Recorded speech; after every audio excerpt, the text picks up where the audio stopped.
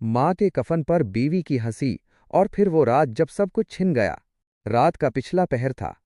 गली में सन्नाटा, घर के सहन में खामोशी, और एक कमरे से हल्की हल्की सिसकियों की आवाज आ रही थी। वो एक मर्द था, जवान, कमाओ, मुहज्जब, लेकिन अंदर से टूटा हुआ। उसकी गोद में माँ की वो तस्वीर थी जो चंद घंटे पहले तक सांस ले रही थी, और अब एक खामोश लाश बनकर सफ़ेद चादर में लिपटी हुई सामने पड़ी थी। माँ दुनिया से रुखसत हो चुकी थी।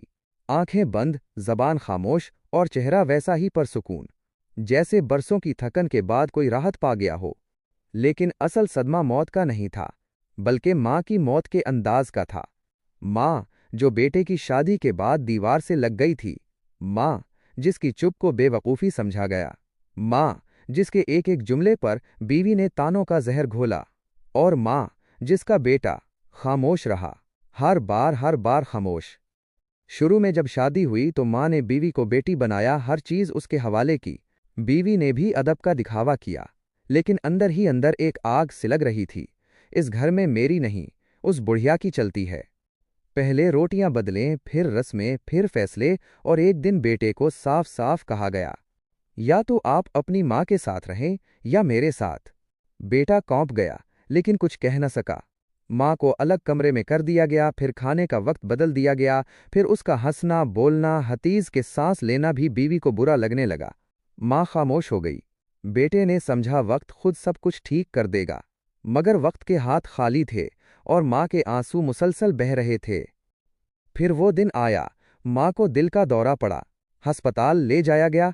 आखिरी सांसों में उसने बस एक जुमला कहा, बेटा, तूने तो मुझे कभी नहीं मारा, लेकिन तूने मुझे बचाया भी नहीं। और बस वो पलकें झपकना बंद हो गईं। आज माँ का जनाजा सामने था, और उसकी बीवी अंदर कमरे में बैठी थी। फोन पर किसी से हंसते हुए बोल रही थी। अच्छा हुआ, अब एक फालतू बोझ हट गया। बेटे ने सुना, दिल की दुनिया उल्ट गई। वो अपने पांव पर खड़ा न रह सका। जमीन पर बैठ गया, माँ की लाश के करीब, और हिचकियों में रो पड़ा।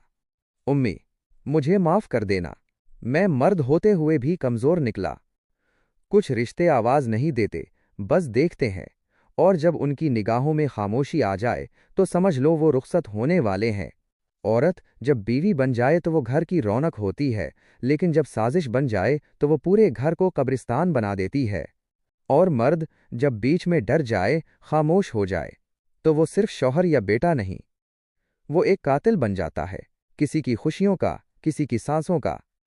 आज अगर तुम्हारी माँ जिंदा है तो जाकर उसका माथा चूम लो, उसकी खामोशी से लिपट जाओ, और उससे वादा करो कि तुम कभी उसके साथ वो सलूक नहीं करोगे जो इस मुआशरे ने हजारों माँओं के साथ किया है।